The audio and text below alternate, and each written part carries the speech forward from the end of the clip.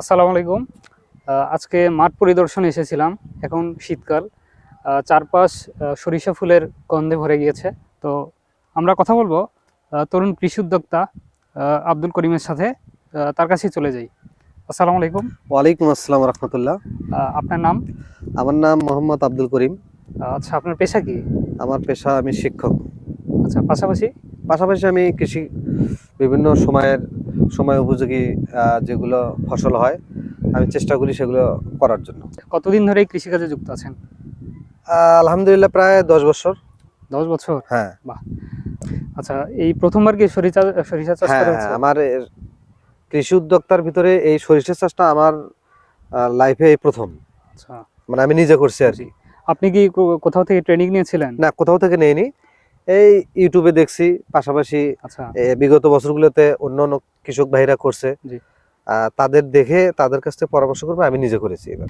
আহ, আমি দেখতে পাচ্ছি যে এই জমিতে যে চারাগুলো রয়েছে এগুলো হচ্ছে পাশের জমির চারাগুলো তুলনামূলকভাবে বড়। এর কারণ কি?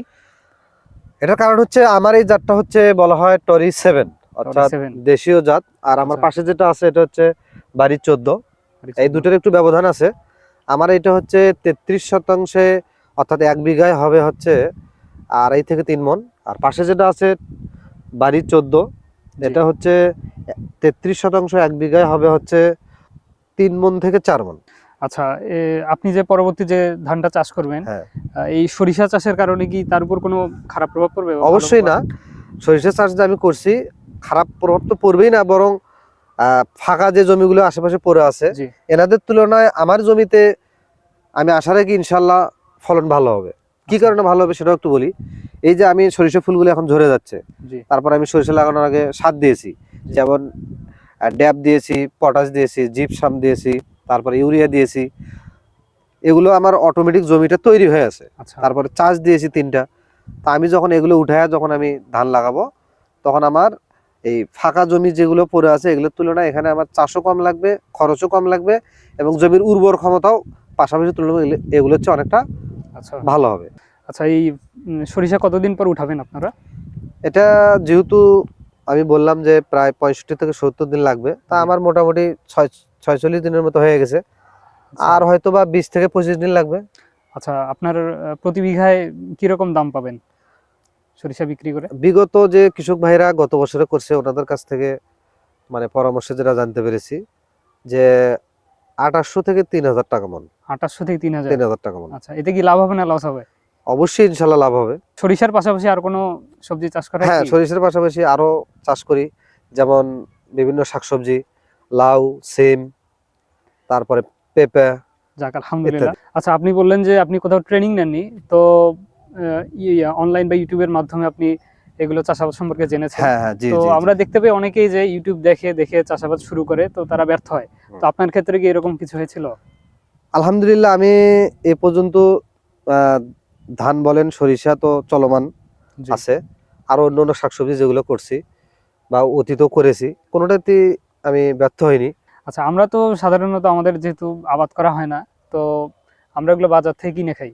তো আপনারা যেহেতু নিজের ক্ষেতের ফসল খাচ্ছেন, তো এর অনুভূতিটা কেমন? এর অনুভূতিটা তো অবশ্যই একটা ভালো লাগা, যে নিজে আমরা আগে বাজার থেকে নিয়ে আসতাম, যে আসলে যে কৃষক ভাইরা চাষ করে বাজারে দিত, জি, ওনারা আসলে কেমন ভাবে উৎপাদন করতো, এই অনুভূতিটা কাজ করতো না। আমরা জাস্ট বাজারে যেতাম, টাকা দিয়ে কিনে নিয়ে এসে মানে খাইতাম, ওটার ওই অনুভূতিটা পাওয়া যেত না। আর নিজে হাতে একটা গাছ লাগানো, সেখান থেকে ফল যখন হয় নিজে জি। উঠায় নিয়ে এসে খাওয়ার, এর ভালো লাগাটাই অন্যরকম। আপনার পড়াশোনা কত দূর?